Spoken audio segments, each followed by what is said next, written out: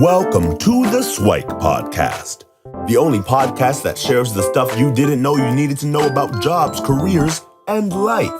The Siwike podcast, the stuff I wish I knew earlier. Hi, everyone, and welcome to the Siwike Stuff I Wish I Knew Earlier podcast. We're here with one of our new guest hosts, Jonathan Tjoandi, and he comes to us with a background in business development, liberal arts, and a whole bunch of things. So, Jonathan, how are you doing today? It's been wonderful. Really thank you, Luki, for inviting me and being part of this podcast.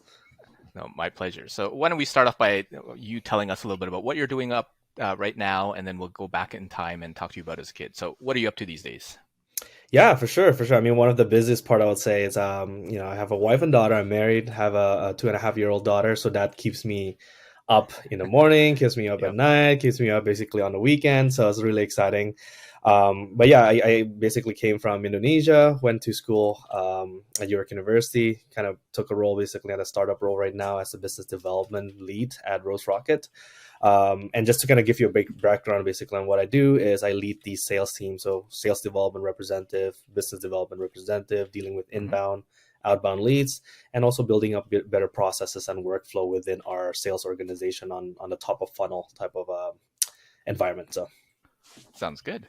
So business development lead at Rose Rocket. And what were you like as a kid? So what are some of the early fond memories that Jonathan had growing up?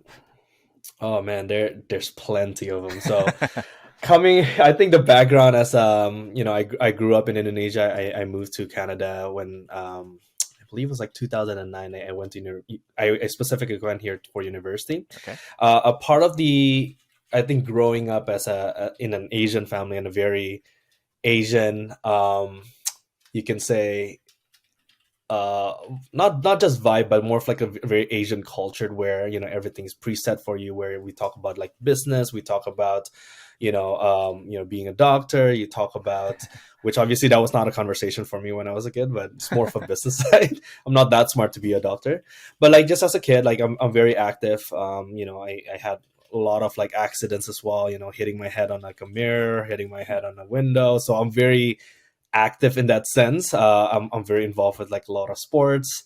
But yeah, that's pretty much like how it is. Like I never had any focus on like what I want to do as a kid, because I like to kind of dabble on a lot of things and be good at as much things as I can. So not that studious, but more of like the active side of things. So yeah. So you mentioned a little bit about the Asian upbringing. So obviously the typical is doctor, lawyer, accountant, engineer. It sounds like doctor was off the table. How about the an engineer side? Was there any hopes for your parents for you to become an engineer, or always kind of went to like accountant, lawyer, that side of it? Or was there even any thoughts or considerations on that? Yeah, you know what? I mean, I don't think engineer was even on the questions, because my family's background, like my dad is in business, my mom is in business, my grandpa owns a business, so my whole family has been in the lines of business, and sort of the conversations either everything revolving about business, right? Like be in marketing, be an accountant, be in business management, economics. So a lot of the conversation revolves mainly around that. So that was pretty much where my exposure is. And as a kid, I'm not studious enough to point that I would just go and research on my stuff. I just kind of listen and, hey, this is what people say, and let me just take a look at that, right? And that's pretty much it. Right? So I'm very close-minded in that sense, where I didn't even know engineering existed. I didn't even know like, other than like the typical lawyer, doctor, and also all this kind of stuff. I don't think that existed to me back then. So, right. And when you were growing up, so you said active, sports accidents and stuff like that. When did it start settling in that you actually had to like choose a career path and stuff? Were you starting to think about it in high school, or is it not even a thought in high school, or is it really just grade 12? I really got to decide right at the tail end. I'm about to graduate this chapter of my life. Talk to us a little bit about like kind of that exposure. Was it gradual, or was there something different that influenced you? I think it's more of like a click of reality, because as a kid you're always like a dreamer, right? You have, it's sort of like anything is possible type of thing. One of my biggest dreams as a kid, I mean, I know a lot of kids think this way as well. I want to be an NBA player, so played a lot of basketball, even like sign up for like different street balls, different clubs, but then at the end of the day, it's like growing up in an Asian culture, like sports was not where you make money, right? Sports Mm. was more of like a hobby, but it wasn't like something that you should be pursuing for either scholarship and all this kind of stuff. It's been a conversation where it's a good hobby to have, but you got to also still focus on career. That kind of like brought me my attention to like, okay, let's find something that I'm actually good at, something that I enjoy doing as well. I don't think I've really found that even after university, because Mm. even after high school, sorry.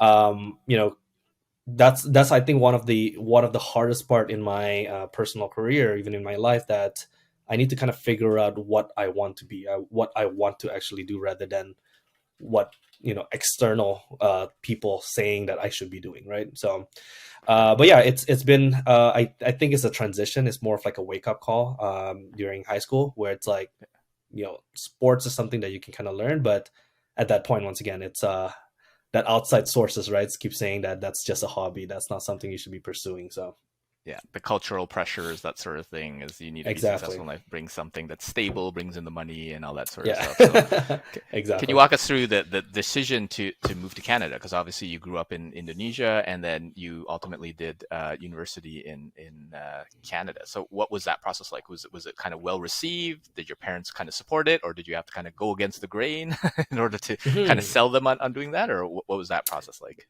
Yeah, for sure. I mean, I actually got accepted. So Canada was my second option. It wasn't my first, Oh, my very first option. My first option was actually Singapore. So I mm, get accepted into a university in Singapore.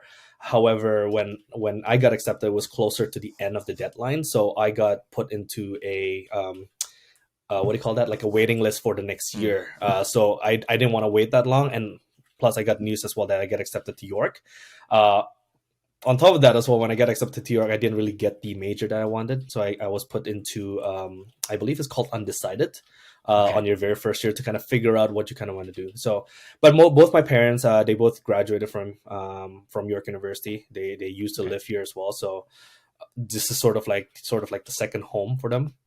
So I'm very familiar. Like they know a lot of people here as well. So sending his their kid to a completely new country with like no guidance, they're not worried, because Canada, they have a lot of people that they know of as well, right? So there's a lot of eyes, watching over me. So Sounds good.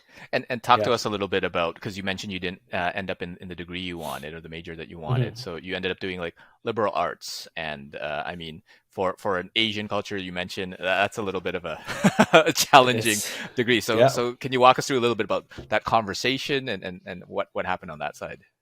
Yeah, I think the funny part about the story was, like I say, I'm not a very studious person. Even when I was in high school, I kind of get by, because I don't know. It's just when you're not studious and you just want to kind of just get by in life, type of thing, because like you kind of try Yeah. to do everything, so you're not really focused. So I'm not much of a reader, and those kind of stuff. So when I get accepted into York with undecided, I have the option of like picking my major, right? So I kind of Okay. talk about, hey, let's go into business. So I took economics. I took a lot of different things, but coming to a new country, living by yourself, I think I lost focus of why I'm here. So I didn't Mm. really study that much. I spent a lot of time, especially in the basketball court. I spent a lot of time just like hanging out, playing games. So in other words, it's like I screw up my first year. Mm. Because I screwed up my first year, they didn't give me a seat basically in as a business major, because my grades was not good enough. But the one that I'm actually really good at, during that first year, was linguistics, which is a Mm. very, to me personally, like intro to linguistic, just because my experience in Indonesia, it was a pretty simplest course out of all the courses that I've taken. So I really Right. got a good grade basically on linguistic. So that was the only major I can pick. So that's how I ended up in liberal arts. I didn't really choose liberal arts, you can say. But then once I'm in, same thing as well happened in the second year. I tried to kind of move into a different major, to some courses that ended up being pretty bad on like the grade, so I couldn't even pick a major. And coming to my third year, I'm like, you know what? Let's just stick with this major. I'll take like elective courses. Let me be serious on the last 2 years of university, and yeah, I just stick by linguistics and kind of move up from there while taking like business courses on the side. Cool. And I love if you could share, and if you're willing to share, kind of the conversations with mom and dad, because it might have been a difficult thing where they send their kid halfway around the world and they're supposed to make something of themselves and be stable. But meanwhile, he's on the basketball, well, can't get in first year and even third year is having trouble and all that sort of stuff. What was that process like? You know what's funny? I think this is the first time I'm going to say it up front as well. I don't think they know that I actually failed my second year. Ooh, okay. But it's good. I mean, I'm very open in that sense as well, because like that's sort of that immature side of me that happened. Sort of like a learning curve that happened in my life as well, right? So I actually what's funny, on my second year I got I don't know what it's called. I totally forgot what it's called, but it's like the like a warning letter from the university saying that if your grades doesn't, you don't pull up your grades, then we're gonna have to dismiss you of the university, right? And actually, sort of like kick you out basically from university. So that was sort of my personal wake up call that I got to take things seriously.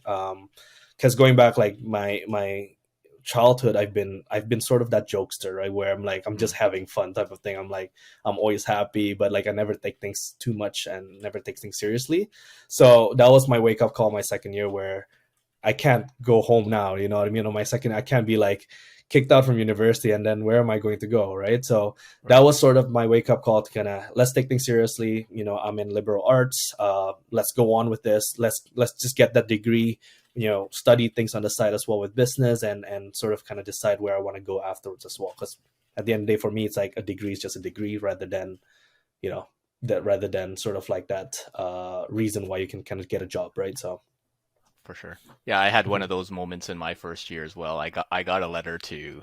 It's just like, oh my gosh, it really lights a fire under you in terms of like you need to make sure that you take things a little bit more seriously. I wasn't the jokester type. I thought I was good, but I had different challenges where I was the what do you call it? The natural genius, where I thought that you had to be smart. So, and because I'd never studied, obviously I didn't get good marks, right? You can get away with it in high school, but you can't really get away with it in university. So, I mean, similar, but different. So I'd love you walk through a little bit about, okay, you're getting towards the end, you want to get a degree, you're doing business on the side. What was the process to like graduate and like find what you want to do? Because you mentioned you didn't really exactly know what you wanted to do.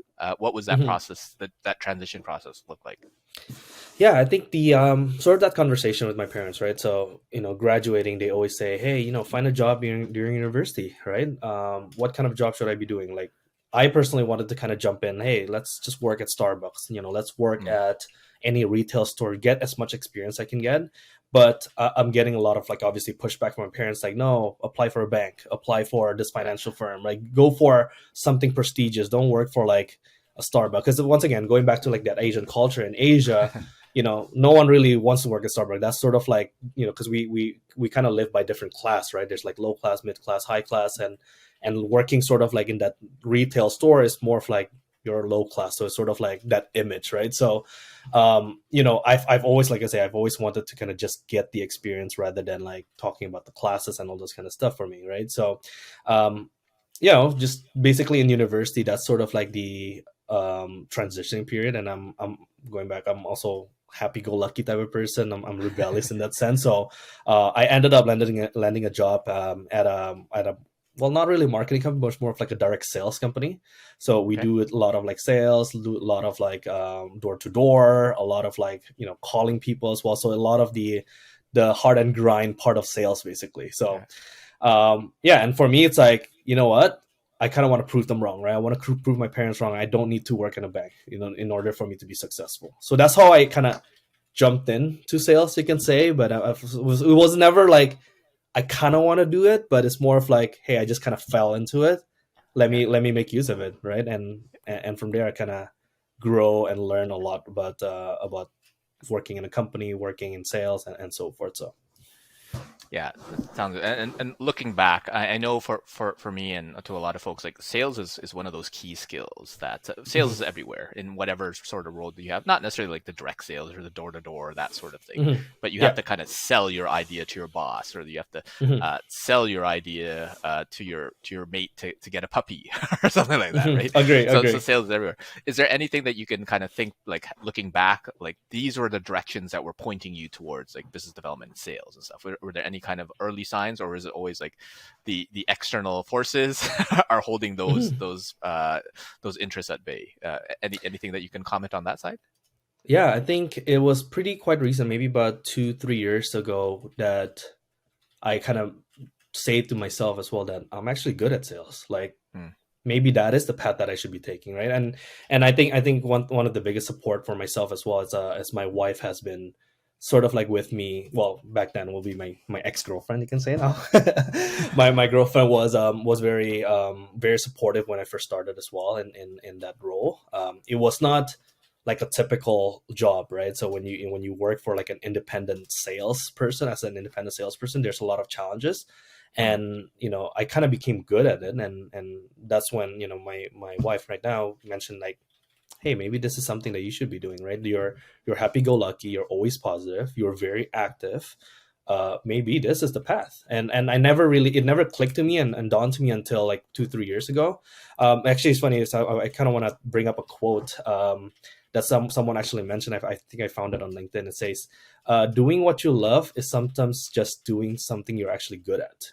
So, Hmm. you kind of love what you do because you're actually good at it, right? So that's sort of like, oh, maybe that is it, right? Because my personality kind of fits into that, and over time I kind of just learn more about sales, go dive deeper into sales management, sales tactics, and different types of sales, and sort of like where I am right now. So Sounds good. That reminds me of I think one of the Steve Jobs commencement speeches where a lot of people misquote him as saying like "do what you love," but actually mhm, he quotes it as "love what you do," which I mean is mhm, slightly different than what you're saying.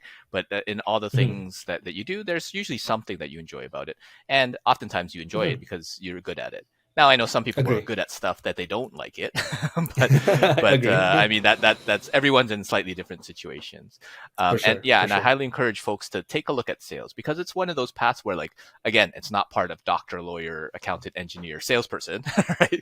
It's Mhm, it's mhm, it's mhm. a little bit separate, but I think it's one of those skills that if you can develop it, it has so many advantages later on in life. So, Yeah, um, yeah, yeah. so I'd love if you talked a little bit. So now you're in sales, you're starting to get good at it. What is the kind of progression up until like where you are now? So what are some of the key milestones and stops along the way? Yeah. So for sure. So I think there's a bit of a lag there. So, but just in regarding things that I do right now, it's like sort of that progression kind of grows based on my um it's more of like a learning. I think this is going back to like realization of, back in school I didn't really study, right? But after graduating, moving up into like the management role as well in all the companies that I worked at, um, I can't just be knowing sales as just a basic foundation sales that everyone learns as intro to sales, right? So it has to be, I have to kind of go more in depth of like, how do I train sales? How do I be good at sales? Um, how do I expand my knowledge? So that's when I kind of force myself to kind of read books, force myself to listen to podcasts, force myself to research. And I think the good thing about it right now is, um, with tech companies, emerging from left, right, and center, resources about sales is like everywhere now. It was way more Hmm. now than like 4 or 5 years ago, right? So it's being able to kind of force myself to kind of be in that position to kind of learn more, because leading a team, you can't be just knowing basic foundation of sales. You need to know in depth, how do I approach certain things? How do I strategize certain things as well? How do you prospect certain people? So that's sort of like that path that I kind of eventually learned that, yeah, I could kind of, back in university, I could just kind of get by with everything, but it's not. You can't do that basically once you graduate. Once you're at the workforce, you can't just get by if you kind of want to move up in the company, right? Or you want to move up in your career. So it's a lot of like developmental awareness that I need to kind of build, and that's sort of like the fun part, I would say. Sounds good. And walk us through like the different roles that you had, I guess, along the way. So up until Rose Rocket that you're doing right now, what are some Mhm. kind of the key learnings that you had, or important milestones that you would have encountered during that time? Yeah, some of the milestones I would say would be, I always say, be good at that first level. right? So especially being in sales, like you're selling something, whether it's a service, whether it's a product, whether you're selling yourself as well as a person. Be really good at that first level, right? Once you're good at that Right. first level, take it up a notch, right? Like, can I train someone to be as good as what I do, right? So don't just settle for like I'm the best seller and that's pretty much it, because you can be the best seller, but can you train someone to be in the same level as you? So I have that mindset even when I was working for my very first company, my first sales company. My biggest goal is to train people to be better than what I do. So I'm Mm. breaking records personally, but then can this person that I'm training break my record? Right? Because to me, as I find more success, and this is, I guess, the why, the sort of like the why I kind of move into the management side of things, is because I find enjoyment when people succeed better than what I do. So I train them, I kind of built them into that position. Same goes, and then I kind of moved up from my very first sales job. I kind of moved up into I work for Enterprise, the car rental company. I Mhm. think that's one of the biggest maturity that I learned, like especially in my career, because I get to move up into the management role. I get to move up into like the retail branch role, where I have to focus on profit loss. I have to focus on hiring. I have to focus on payrolls. I have to focus on a lot of things, where it kind of Mhm. forced me to kind of be in that position, right? Forced me to kind of, hey, you're in this position now. You gotta take charge. You gotta learn. You gotta learn a business as a whole, and how do I run a business. And that kind of brought me into sort of my next role as an insurance broker. It's pretty much the same thing, right? Like, I gotta own my craft. I gotta own not just being able to sell, because that's, like I say, knowing that first level first, but then let's train more people. Let's focus on developing that same level of excellence, basically, to the rest of the team. So, and same thing with Rose Rocket right now. It's moving up into that role as well, where I could help coach people. I can help train people. Not only that, I personally sort of like break records as well in the company, but I kind of want to always uh, bring people in, train them, and break my record. So every year, if we can kind of continuously break record after record, then to me, that's success, right? Yeah. And that definitely demonstrated a lot of growth. And I like what you said about like honing in your craft, where like you're constantly learning. Once you graduate, you should still go pick up books, listen to podcasts, and do research and stuff like that to get better and better, because you can never be the best. I guess there's always someone gunning for you to break your record, Mm-hmm. so you might as well beat them to that. And so obviously you're still young. There's a lot more in your career to go through, but I'd love if you kind of look back now and you were to share some Swike, the stuff I wish I knew earlier, with young Jonathan at different points of his career, maybe in high school, in university, and early career, later career. So what are some of the Swike that you'd give yourself over the years? Yeah, I mean, I actually have two different ones. So one related to work and something more related to personal. I think I can start off sort of like Okay. the personal one.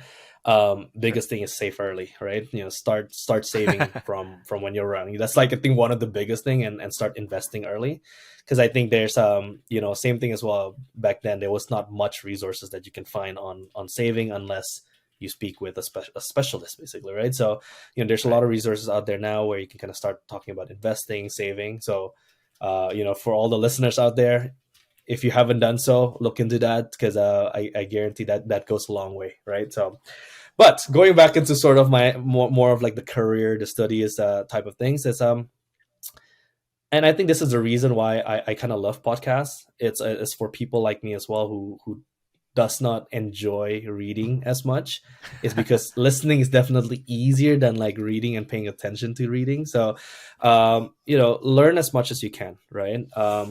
One thing that I kind of talk about is jumping into a role. There's obviously a lot of things going on. Jumping into a career, into a job, there's a lot of things going on. So one, like I kind of mentioned, be the owner of your craft. So own whatever you do, and learn as much as you can from the people around you. There was one quote that I'm pretty sure this is from like someone else, basically from my current manager, actually once mentioned that, as a team member, or basically working as under a team, the biggest focus that you can actually do is to make your manager's life easier, right? Mm. So what does it mean by making your manager's life easier? Is you want to try to think how he thinks. Because if you want to move up in a company, you need to kind of be able to think not where your level is at, but the level above you, right? So be a problem solver. So it means that, coming in with solutions. So when you're approaching a lot of things, whether it's in school or whether it's in a job, don't just ask for the solution. Figure out the solution and kind of come together and have a discussion whether this is the right solution or is it the most effective solution. By thinking that way, it's sort of like you're not asking to be spoon fed with the answers, but it made you critically think, critically think about different solutions that you can actually provide. One, it will enhance your understanding about problems, and plus it will also help you understand more about how the role is, and also understanding how your manager will be able to think as well. So For sure. Lots of great tips and advice. On the personal one, saving early. Yeah, I can't stress that enough as well. It's one of those things where I think Albert Einstein said that compound interest is like the eighth wonder of the world or something like that, where saving early, when you're whatever, 18, 22, whatever, even if you're 30 and still young, start saving then. Don't wait till 40, 50, whatever. That compounding can really add a ton of value. And sometimes you just set it and then and forget it, right? Do something, at least start. On the work side, it reminds me of a couple of things where one of my early mentors, he basically said, give me solutions, not problems. Right. And what that basically means is exactly as you said, like before you actually start complaining, whining, oh, why can't we do this? Why can't we do that? How about suggesting, hey, here are 3 alternatives that I thought of. Are there any other ways that we can do to resolve these problems? Because I do feel that there's a better way to do it. And when you do that, it sounds more like problem solving instead of whining and complaining, right? And I like what you said is about the biggest focus being to make your manager's life easier. And one of my mentors also said that part of your job is also to make your manager look good. Because the other thing is when you make your manager look good, they can get promoted too. And when they get promoted, now there's a space for you to get promoted. Exactly. So it provides their upward mobility. So it's a little bit self-serving there. So it should be less about competition and making them look good so that you can look good along with them and then kind of move up the ladder, so to speak there. So I think that's a lot of good advice. And we'll might have you back for a future episode to do a deep dive in a whole bunch of different things, whether it be like sales or like growing up against kind of the typical Asian cultural upbringing. So we might talk about that. But before we get there, so what are some future aspirations that you have upcoming, or where can folks connect with you online if they want to reach out? Yeah, I mean, I can definitely send my LinkedIn. If you search up my name, Jonathan, and then Tjoandi, Tjoandi, I should be the only one with that name, hopefully. If there's another person by that name, let me know. It might be a fake. So, but you can kind of reach out to me at any time. I'm very open with LinkedIn, and giving any advice, basically, I can kind of give, especially to someone who's jumping into a startup role, or jumping into their career, or jumping into sales. Like I'll be very open to kind of having a quick chat as well regarding that. So, but future aspiration, kind of never know what life will kind of take me. I mean, being in a startup, the best thing about it is change basically happens every second. So it's always exciting to kind of know and be prepared for that, be unprepared for that. But I think, biggest thing for me right now is, get to spend time a little bit more as well, a little bit more flexible in my schedule to kind of spend time with my family, with my wife and my kid. That's sort of like where I am. I do actually, I believe I might have mentioned this to you, Lucky, but sort of like one of my biggest goal, sort of my bucket list, you can say, for this year is to also create a podcast. So eventually we'll see where it goes. Sounds good. Yeah, let us know when it's out. We'll link it. So we'll Sounds put good. your links in the show notes and all that sort of stuff. And thanks for sharing your story, Jonathan. And hopefully we'll have you back for a future episode. Sounds good. Appreciate it. Once again, thank you for having me here. Thanks, Jonathan. Thank you. Take care. Bye-bye. Thanks for joining us on the Siwike Stuff I Wish I Knew Earlier, the podcast. If you like the podcast, please subscribe on iTunes, Stitcher, or wherever you found this podcast. And if you can give us a review, that would be very appreciated. Feel free to contact me on LinkedIn at Lukidanu, Lukidanu, and the same on most social media platforms. And I look forward to hearing from you. Thanks. Bye.